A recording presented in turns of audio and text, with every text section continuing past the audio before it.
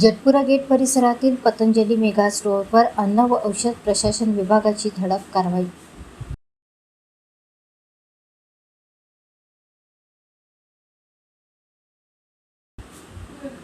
चंद्रपूर शहरातील जटपुरा गेट परिसरात असलेल्या पतंजली मेगा स्टोअरवर अन्न व औषध प्रशासन विभागाने धडक कारवाई करत नियमांचे उल्लंघन करणारा 45,970 रुपये किमतीचा औषध साठा जप्त केला।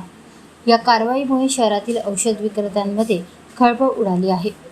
अन्न व औषध प्रशासनाच्या पथकाने पतंजली मेगा स्टोअरमध्ये अचानक तपासणी केली। तपासणी दरम्यान स्टोअरमध्ये विक्रीसाठी ठेवलेल्या काही औषधांवर आक्षेपार्ह दावे व दिशाभूल करणाऱ्या जाहिराती आढळून आल्या। संबंधित औषधांच्या वेष्टनावर लठ्ठपणा, दमा, हृदयविकार आणि ताप यासारख्या आजारांवर गुणकारी असल्याचे दावे करण्यात आले होते।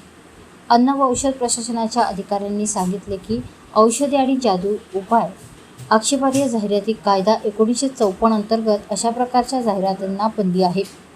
या कायद्यानुसार विशिष्ट आजारावर निश्चित उपचार किंवा हमखास परिणाम दर्शविणाऱ्या जाहिराती करणे गुन्हा मानला जातो। ग्राहकांची दिशाभूल होऊ नये आणि सार्वजनिक आरोग्याचे संरक्षण व्हावे यासाठी अशा जाहिरातींवर कठोर निर्बंध घालण्यात आले आहेत। तपासणीत गंभीर स्वरूपाचे उल्लंघन आढळून आल्याने FDA च्या पथकाने संबंधित औषधांचा संपूर्ण साठा जप्त केला। जप्त करण्यात आलेल्या औषधांची किंमत 45,970 रुपये असल्याची माहिती विभागाकडून देण्यात आली।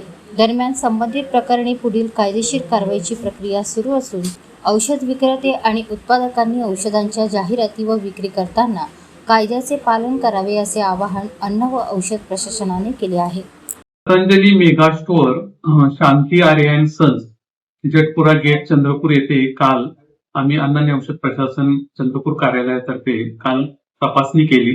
सदर तपासणीमध्ये जी औषधं आढळली त्या औषधामध्ये जे इंडिकेशन होते त्यामध्ये ड्रग अँड मॅजिक रेमेडी म्हणजे औषध आणि जादूटोणादी कायदा 1954 अंतर्गत जे आक्षेपार्ह जाहिरात आहेत ते आक्षेपार्ह जाहिरात त्या औषधावरती आढळून आले, जसे की ओबेसिटी, अस्थमा, हृदय ट्रीटमेंट,